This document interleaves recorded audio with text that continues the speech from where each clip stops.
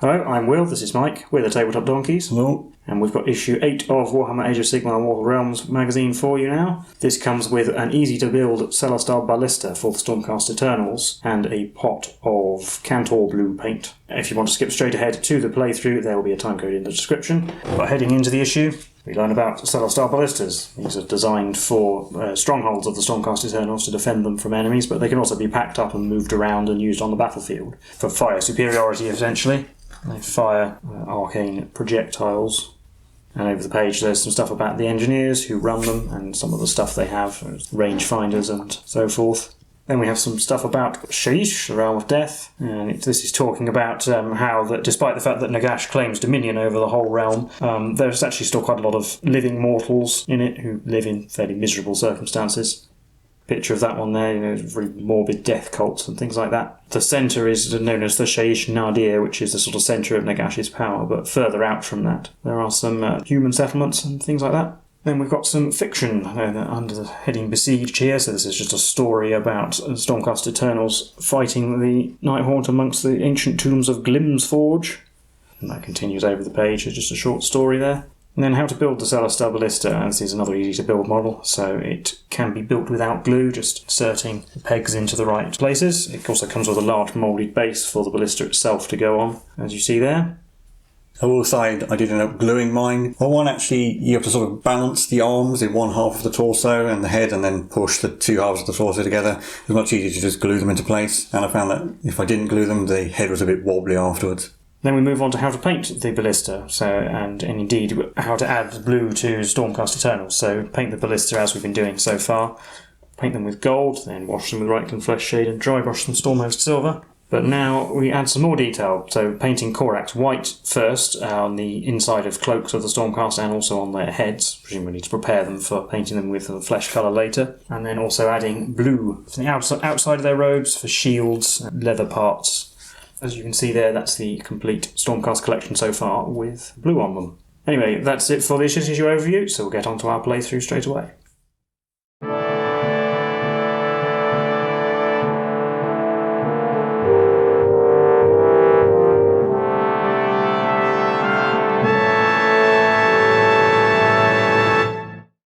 So moving on to our battles for this issue, the Stormcast Eternals have brought up a Celestar Ballista to engage the Nighthaunt. There is a very important rule that we're going to learn in this issue, and that is charging.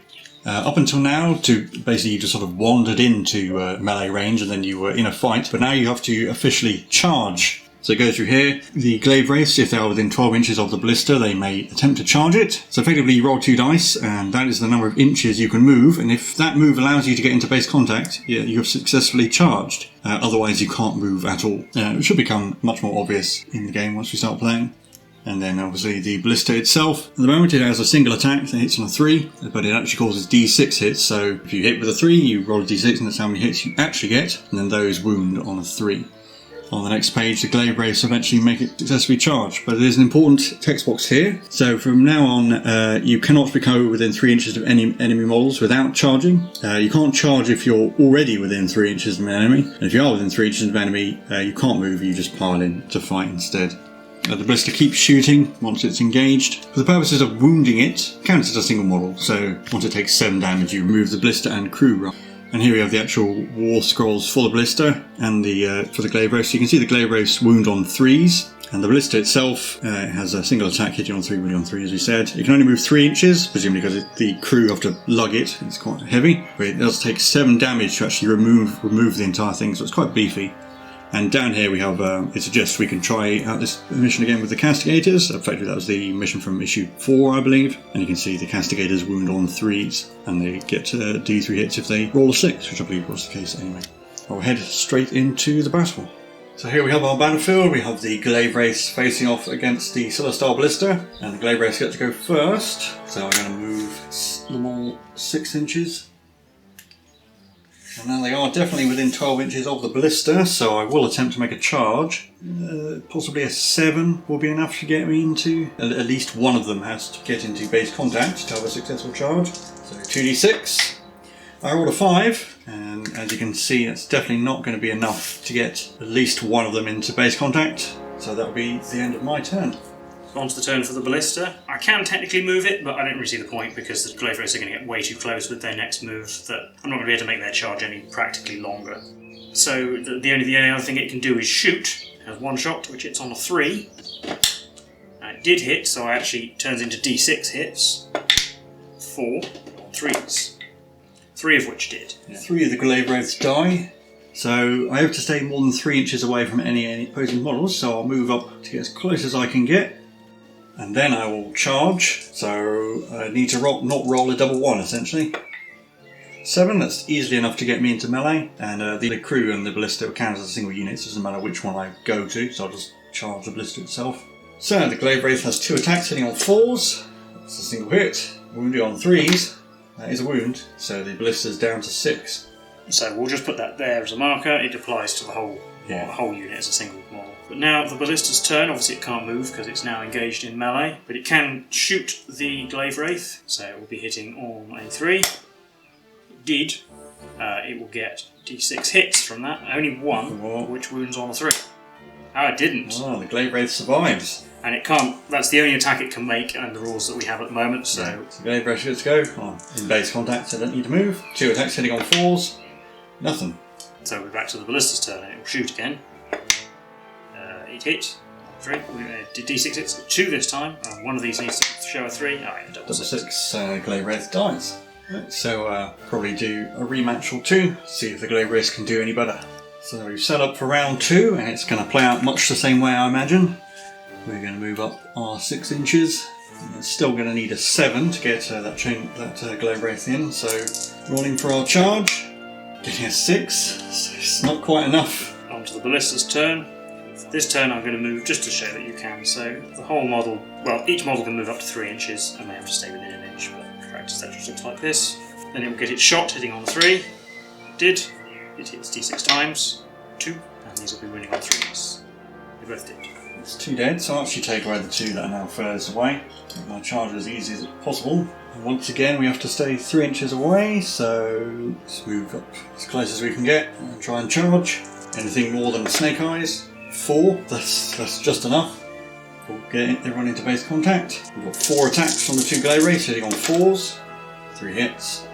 Wounding on 3s. It's 2 wounds. So this time it's down to 5. Well, we did better than last time. Now it gets to shoot again. It hit again. It's been consistent at hitting. D6 hits. 4 again. Wounding on 3s. That's 3. So 2 remaining Glaivewraiths die.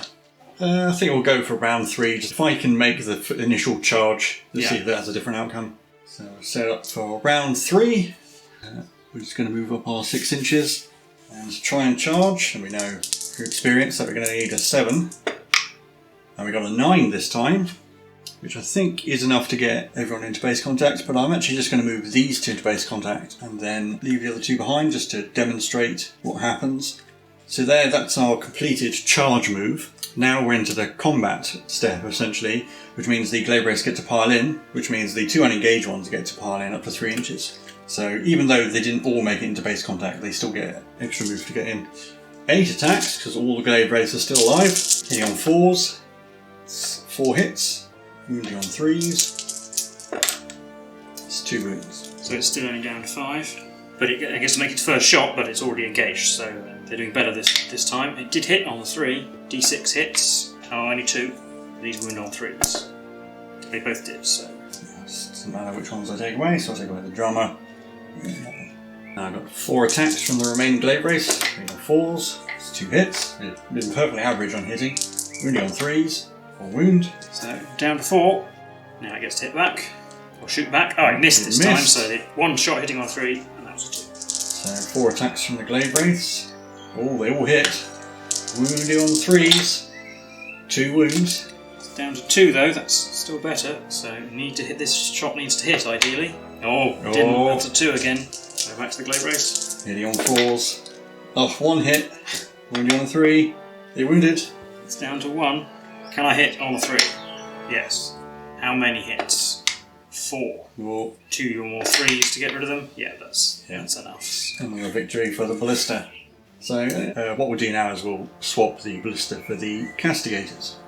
And it's all going to play out fairly similarly in the first stages. We're going to move up 6 inches And we are going to try and charge the castigators, but their smaller bases mean it's probably slightly harder to get in. I think we're going to need an 8 to get into base contact.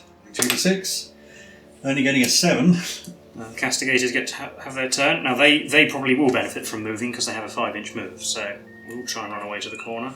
So they will get to there, try and stay as far back as possible as well, just to make that charge ever so slightly longer if I can. Then they'll shoot them with their Thunderhead Great Bows. 3 shots hitting on 3s. If I roll a 6, then it's D3 hits. Well, only 1 hit out of all that. And then they need to roll for wound, which is a 3, so that's a 1 wound. Let's take away the Glaivewraith that's furthest away. On to the Glaivewraith turn. Yeah, we can definitely get to the 3-inch exclusion zone. There we are, we're 3 inches away from the guy at the end at least, so we're going to try and charge. Anything more than double 1, or an 11. There we are, 6 attacks, hitting on 4s. It's only 2 hits, wounding on 3s, 1 wound. I'll put the wound on the one furthest away up here. Castigators don't get to move because they're in melee. They do get to shoot, so 3 on 3s again. Oh, well, 1 hit, but it is a 6, so it's D3 hits. So roll that. 2. And these wound on 3s. 1 of them does. So I'll take away that one. And I've got 4 attacks from my Glaivewraiths. Hitting on 4s. 2 hits. Wounding on 3s. Nothing. Now in my turn, because the castigators don't technically have a combat step, this one over here can't pile in. It doesn't matter because he has a ranged weapon that, as far as we know so far, can shoot anywhere on board. But just to point out, I can't technically move him within the rules of the magazine because they don't have a pile-in step available. But they will shoot, all 3 of them, hitting on 3s, that's 2 hits, and wounding on 3s. Only 1 wound, still 1 left.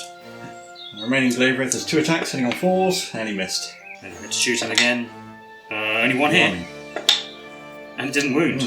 Right, he's got 2 attacks. I hit that time, really on 3s, and there's 1 wound, so I'll kill the wounded castigator. So 2 bow shots left. Can they do a bit better? Right, we have 2 hits this time, and 2 wounds, so do go. So we'll do another rematch of this, see if both of us can roll a bit better. So we set up once again, as usual, 6 inches of movement, and then we'll try and charge, and definitely need an 8 to get anyone into base contact. I got a 10 that time, that's definitely going to be enough to get in. 8 attacks, hitting on 4s. That's 3 hits. Wounding on 3s. 2 wounds. So that does straight off take away the castigator. We'll shoot back, hitting on 3s. 1 hit. Wounding on 3. Nope. So it's back to my turn. This unengaged Glaivewraith will pile in. We've got 8 attacks again, hitting on 4s. We've made it to average, 4 hits. Wounding on 3s. 3 wounds. We'll leave the primal alive, but he's only got 1 wound left. He gets to shoot. He needs to do well here. He needs to roll a 6. Oh, he did. Oh, so that's D3 hits. Only 1, actually, in the end. And it wins on a 3. No, it didn't. Yeah. And the remaining Glaivewraith will pile into him. 8 attacks once again. Hitting on 4s. 3 hits. Wounding on 3s. Oh, 3 wounds. There we go. So he goes down. And that'll be a victory for the Glaivewraiths. So we'll stop it at that point, and we'll recap all these for you now. Those were battles for issue 8 of Warhammer Mortal Realms. How did you think those went? Yeah, pretty well, really. I mean, the Ballista, provided it hits, is quite powerful. The fact that you can get D6 hits. We haven't got its full rules yet, of course, but you can do 2 different kinds of shots eventually. For the moment, the single shot is quite powerful. And although I suppose in theory that being able to charge should favour the Nighthaunt in these, because it means that if you make your first turn charge, then you're already in melee. In the second one, you're almost guaranteed to make the charge in the second turn. The ranged units I have are still quite powerful, so... Well, I mean, if you moved, I think it took me at least 3 moves to actually get into melee range before. Yeah. But here I can basically guarantee I'm into combat in the second. And if I get the first attempt, I actually get to attack you before you get to attack me as well, so... The Ballista, though, nevertheless, it only has 1 more wound than 3 Castigators, but the Glaivewraiths don't really have enough attacks, especially when they're taking fire on the way in. I mean, I don't think I rolled better than average for men in my attack rolls, but did get a bit lucky where you missed 2 turns in a row and something. I think the combination of the number of wounds the Ballista has and the amount of firepower it can put out is a bit too much for these 4 Glaivewraiths. Compared to the Castigators, it's probably slightly better on average.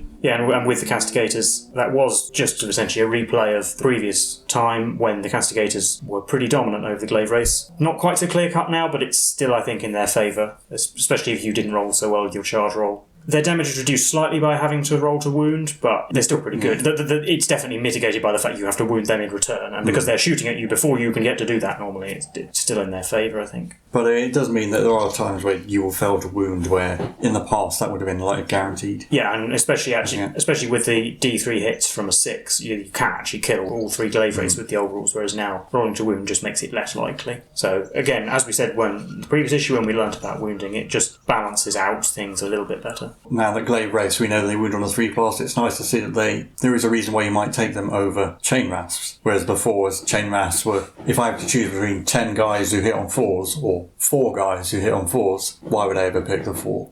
One of the key things I think for charging is that you can essentially lock down enemy units by getting them into melee, which doesn't actually affect your castigators or your ballista at all because they don't really need to move. And if there are like multiple units running around, I could charge one of my units and essentially lock down one of yours so that one of my other units could attack something else. It has quite a tactical use. It's kind of hard to see at games this small, unfortunately. And also, I think quite a few units get benefits if they charge, so there are cases where you definitely want to get the charge before your opponent.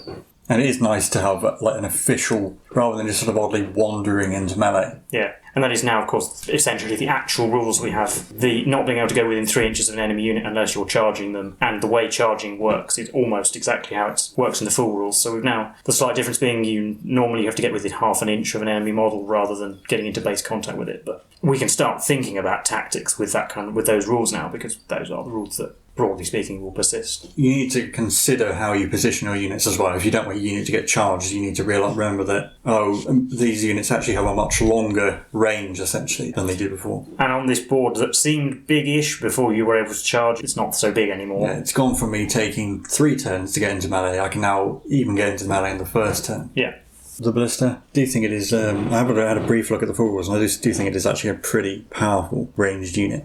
From what I understand, it's a good unit for a Stormcast Eternals army, so this is a cheap way of getting one with the magazine. This is the easy to build one, but it's cheaper than buying this separately. And I believe you do get 2 with the magazine as well. We'll get another one eventually. It has nice scenic bases. I do quite like the look of the sort of the gunnery equipment they have, like the sextant and the quadrant kind of thing the other gunner has. Yeah, they have slightly different kind of silhouette and different look just because they're holding. Yeah, and actually the sort of I don't know whether it's meant to be sort of an armoured cloak they have. It does quite nicely actually set them apart. They look a bit more sort of, I don't want to say down to earth, but like a bit more practical. Practical, maybe, yeah. All the equipment is there purely for purpose almost. It's not like the castigators, I guess, with all their frilly scroll work and the little gold reliquary kind of thing. They also have a little bit less armour on them, on their arms, for example, presumably because it just makes life easier when you're trying to operate an artillery piece. Yeah. Well, I do think they managed to make them look unique, considering that the Stormcast are really mostly just going to be dudes in armour. But then I guess there's not much more to say about this issue, so if you like this content, please leave a like and subscribe, and leave any comments. If you're playing these games, tell us how you get on. If you've been painting as well, tell us how you get on with that. What you think about the Ballista and that sort of thing. We've been the Tabletop Donkeys, and we'll see you in the next one. Bye for now.